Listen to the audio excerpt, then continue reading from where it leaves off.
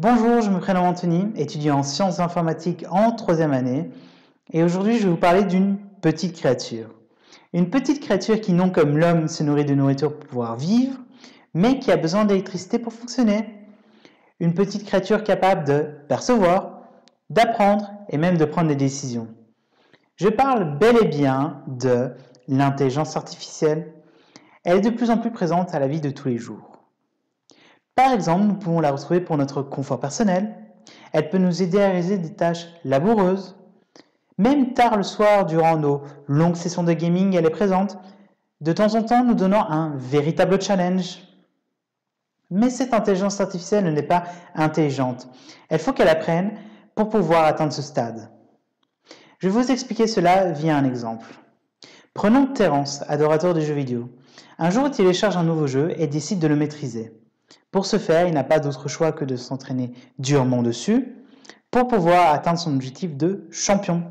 Une intelligence artificielle n'est pas vraiment différente. Elle aura un objectif et devra s'entraîner durement pour pouvoir l'atteindre.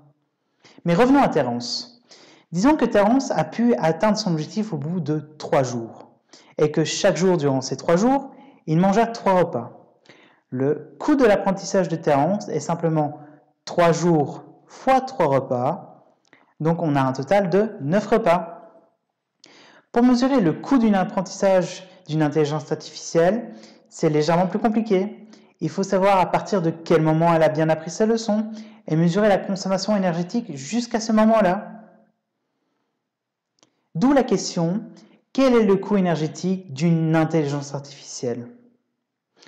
Pour répondre à cette question, mon équipe et moi-même avons développé 2 méthodes. La première méthode est assez simple. Nous mesurons la consommation énergétique de tous les programmes qui tournent sur l'ordinateur avant le lancement de l'entraînement de notre intelligence artificielle. Ceci est notre première mesure. Puis nous lançons notre seconde mesure qui est la consommation énergétique de tous les programmes plus le programme qu'on utilise pour entraîner notre intelligence artificielle. À la seconde mesure, il nous suffit juste de soustraire la première mesure et nous connaissons la consommation énergétique de notre intelligence artificielle. La seconde méthode n'est pas vraiment très compliquée. Nous utilisons le processeur, le cœur de l'ordinateur. Nous mesurons la consommation énergétique de ce dernier durant le temps de l'entraînement de notre intelligence artificielle et nous divisons la consommation énergétique avec le nombre de programmes qui est rentré dans le processeur. Grâce à cela, nous pouvons faire une moyenne de la consommation énergétique. Nous pouvons faire une simple comparaison avec un multimètre qui mesure différents composants de l'ordinateur.